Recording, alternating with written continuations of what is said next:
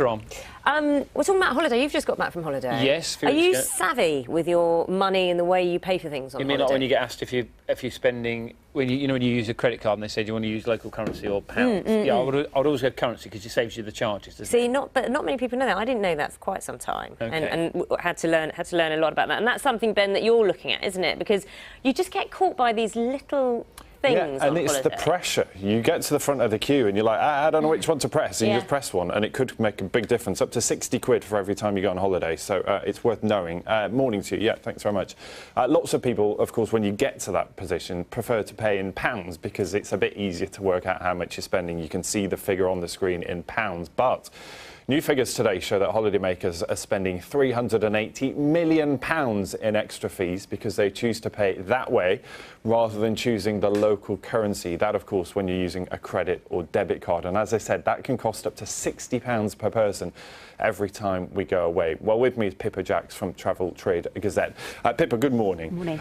We've all been there, haven't we? That dilemma when you get to the front of the queue and you don't know. So once and for all, which one should you choose? You should choose to pay in the local currency. The problem if you choose sterling instead is that the rate of exchange is not going to be that favourable. It's done by the retailer, or rather the payment services provider that they use, and it's often not a great exchange rate, and there can be a fee included as well. So always choose euros or the local currency. So they're actually cashing in on the fact that we don't know, so they can set their own exchange rate rather than you getting the one that your bank that's issued your card would choose. Exactly, and there's nothing on the screen to show you what exchange rate is being used, so unless you're very, very up on it on the day, you won't know how different that is to the kind of the market rate. And that's just one of many issues, isn't it, when we go abroad, about how to be savvy with our money. I mean, we all know, or certainly the message is getting through, about not buying your holiday currency at the airport, for example, because it'll be a terrible exchange rate. What else can we be thinking about? You also need to be thinking about when every time you withdraw cash from an ATM, every time you buy something, there's going to be transaction fees, withdrawal fees, all really, really does add up.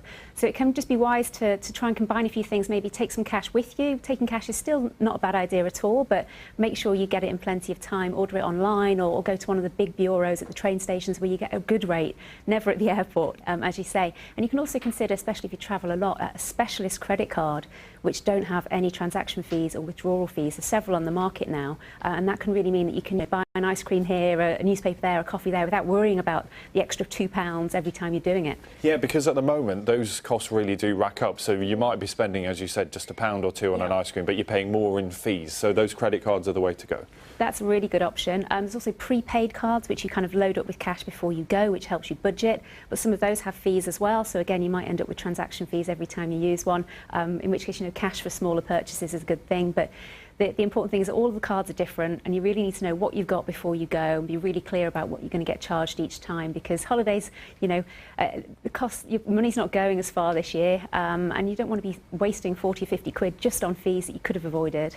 And we know too, of course, the cost of a holiday is what we think we're paying for when we look at it on the website, but unless you've paid for it, especially things like the hotel, you're not locked in at the current rate. It's the price you pay is the exchange rate at the time maybe you check out. Exactly, so it can be hard to know.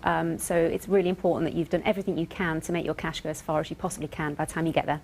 Wonderful, good advice. Pippa, thanks very much. Pippa Jacks there from Travel Trade Gazette. So remember, always choose local currency, not pounds, when you get to the front of the queue.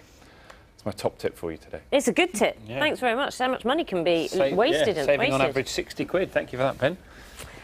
Who are we talking about? She is